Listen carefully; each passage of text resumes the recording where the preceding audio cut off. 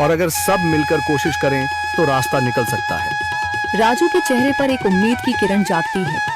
हाँ बाबा जी, अगर सब मिलकर काम करें तो हम पानी ढूंढ सकते हैं। हमने पहले कभी ये कोशिश ही नहीं की। लेकिन इतनी कठिन जमीन में नया कुआं खोदना आसान नहीं। मुश्किल जरूर है, नामुमकिन नहीं। अगर हम मिलकर काम करें तो ये हो सकता है। राजू खड़ा हो जाता है। उसकी आंखों में एक नई रोशनी है। तो फिर हम कल से काम शुरू करेंगे। मैं गांव के सभी युवाओं को इकट्ठा करूंगा। हम मिलकर नया कुआं खोदेंगे। यह कहते हुए वह शामू के साथ गांव के दूसरे युवाओं को बुलाने के लिए निकल पड़ता है। कहीं दूर से गरज की हल्की सी आवाज आती है, जैसे आकाश ने उनकी उम्मीदों की गवाही दे दी हो।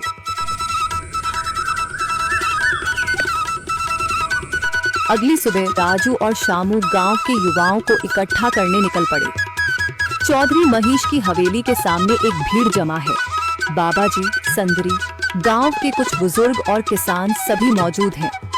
हम हाथ पर हाथ रखकर नहीं बैठ सकते। अगर अल्लाह ने हमें हिम्मत दी है तो हमें खुद पानी के लिए मेहनत करनी होगी। हम एक नया कुआं खोदेंगे। लेकिन राजू, क्या हमें यकीन है कि वहाँ पानी मिलेगा? बेटा, पानी जमीन के अंदर होता है, बस सही जगह खोदने की जरूरत है। हमने अपने बुजुर्गों से सुना था कि पुरानी नहर के पास जमीन नरम थी, शायद वहीं पानी हो। बाबा जी सही कह रहे हैं। अगर तुम सब यह काम करने के लिए तैयार हो तो मैं अपने कुछ मजदूर भेज सकता हूँ। धन्यवाद चौधरी जी, लेकिन हम सब खुद भी मेहनत करेंगे। यह हमारे गांव के अस्तित्व की लड़ाई है। संदरी, जो अब तक चुप थी, आगे बढ़ती है। हम औरतें भी पीछे नहीं रहेंगी। हम पानी लाने की व्यवस्था करेंगी, खाना बनाएंगी, ताकि तुम सब आराम से काम कर सको। यही हिम्मत चाहिए थी संदर। पूरा गांव एक नई उम्मीद के साथ कुआं खोदने की तैयारी में जुट जाता है। दूसरी ओर कुआं खोदने का काम शुरू हो चुका है। राजू, शामू और दूसरे युवा बेलचे चलाने लगते हैं। मिट्टी बाहर निकाली जाने लगती है। तेज गर्मी के बावजूद सब पूरी हिम्मत के साथ जुटे हुए हैं।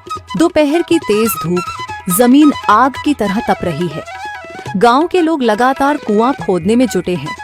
हाथ छिलने लगे हैं, माथे से पसीना बह रहा है, मगर किसी ने हार नहीं मानी। महिलाएं पानी और सत्तू लेकर आती हैं ताकि पुरुषों को कुछ राहत मिले। हमें और गहराई तक जाना होगा। अब तक सिर्फ सूखी मिट्टी और पत्थर ही निकल रहे हैं। राजू, यह बहुत कठिन काम है। अगर हमें पानी न मिला। अल्लाह मेहनत करने वालों को कभी निराश नहीं करता बेटा। तुम सब अपनी कोशिश जारी रखो, पानी जरूर निकलेगा। हिम्मत मत हारो। अगर अब रुक गए तो फिर कभी पानी नहीं मिलेगा। सभी फिर से जोश में आकर काम में जुट जाते हैं, मगर सूरज की तपिश बढ़ती जा रही है और कई लोगों की सांसें तेज चलने लगती हैं। तभी एक तरफ से रामलाल और उसके आदमी हंसते हुए आते हैं। अरे भाई, तुम्हें लगता है कि जमीन तुम पर रहम करेगी? हाँ हाँ, ना समझ लोग, ये सब बेकार की मेहनत है। रामलाल, हमारा हौसला मत तोड़ो। अगर तुम मदद नहीं कर सकते तो कम से कम मजाक भी मत उड़ाओ। मदद? हाँ, मैं अपने कुएं का पानी बेच सकता हूँ, मगर मुफ्त में नहीं दूंगा। राजू सब अनसुना कर फिर काम में लग जाता है।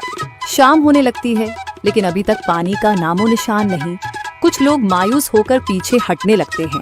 राजू, शायद रामलाल सही कह रहा है। यह सब बेकार है। नहीं शामू, हमें हार नहीं माननी। अगर आज हार गए तो फिर कभी हिम्मत नहीं कर पाएंगे। तभी अचानक फावड़ा किसी कठोर चीज से टकराता है। एक अजीब सी आवाज आती है। राजू चौंक कर देखता है और जल्दी जल्दी मिट्टी हटाने लगता है।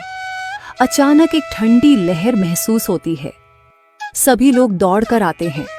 जैसे जैसे मिट्टी हटती है, नीचे से गीली जमीन नजर आने लगती है। सब हैरान रह जाते हैं। सुभान अल्लाह, मैंने कहा था ना, अल्लाह हमारी मेहनत को जाया नहीं करेगा। राजू और बाकी सभी जोर लगाते हैं।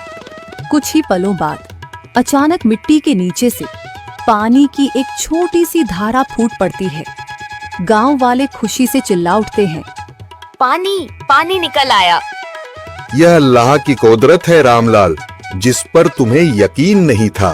पूरा गांव आनंद से झूम उठता है। लोग एक दूसरे को बधाइयां देते हैं। औरतें दुआ करने लगती हैं। कुछ दिन बीत चुके हैं। गांव वाले नए कुएं से पानी भर रहे हैं, खेतों को सींच रहे हैं और जिंदगी फिर से पटरी पर लौट रही है। मगर रामलाल अब भी अपनी